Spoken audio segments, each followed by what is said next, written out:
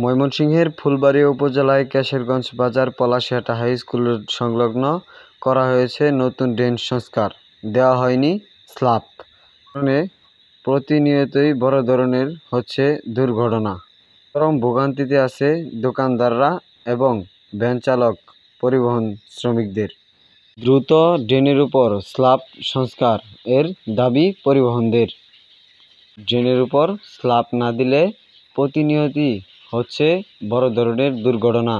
কিছুক্ষণ আগেও একটি মোটরসাইকেল নিয়ে ড্রেনের ভিতরে পড়ে যায়, আর এখন একটি ভ্যান গাড়ি দেখতে পাচ্ছেন হঠাৎ করেই ছুটে ড্রেনের ভিতরে পড়ে যায়। এই যে এখানে ড্রেন করছে, ড্রেনের স্ল্যাব দেয় না, এই যে আজকে এখন বড় দুর্ঘটনা ঘটে গেছে। এটা দ্রুত স্ল্যাবের ব্যবস্থা করা দরকার। এই রাস্তাটা আপনি দেখান, দেখেন স্ল্যাব সরকার রাস্তা ড্রেন দিয়েছে, স্ল্যাব দেয় নাই।